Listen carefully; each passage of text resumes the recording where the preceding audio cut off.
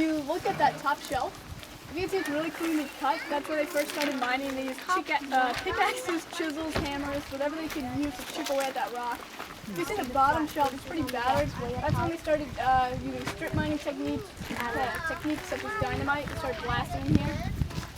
If you look under that pond, usually you need to have a little more sunlight, but there are railroad tracks under there. What they used to do is they used to take the rock and ship them out that way.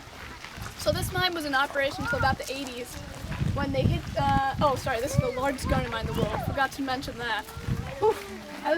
It's open pit, so there's 8 other pits that go up the mountain like that. This is pit number 1, and they all go up there. Wow. So this mine was in operation until the 80s. They hit the water table, that's where these 2 ponds came from.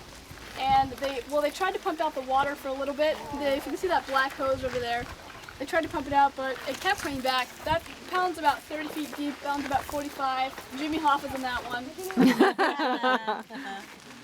And some garfish. You guys know what garfish are? Oh, yeah. How do you catch garfish? With a garnet. Yeah, that one's terrible. I like the Jimmy Hoffa one though. But anyway. So they tried pumping out the water. It worked, but it was pretty expensive, and they found that they were running out of garnet here, so they said, you know what, it's really not worth mining for a place that's going to run out pretty soon. So they picked up shop, moved about 5 miles that way over to Ruby Mountain, where they're still mining for garnet today. They blast about 1 time a month and take about 100 tons of rock a day. Also, Barton Garnet is pretty unique for a couple different reasons. Most garnet is about above a 7 on the most scale hardness, 1 being talc, which is a rock you can crush in your hand, 10 being a diamond, which is the hardest mineral on Earth.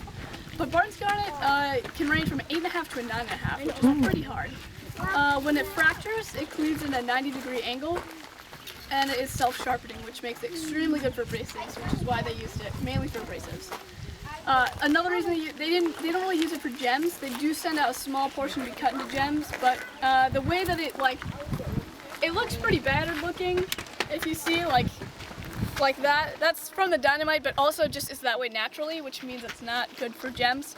But if you do happen to find a gem quality piece, which is pretty rare, it is worth quite a bit of money. My sister was a tour guide here, and she found a piece right here in the parking lot that was worth $500. So it's pretty rare, but it does happen. If you are looking for that, it has to be about the size of a dime, can be a bit smaller. When you hold up to the light, you need to be able to see through it clearly. There can't be very many cracks or fractures. So if you guys are looking for the one, that's what you need to look for. Again, I'm Sam. If you have any other questions, feel free to ask. Some different techniques. Some people like digging around. Some people like to fill up a bucket with water, dump it out, and then you can see the red shows up a little bit better that way.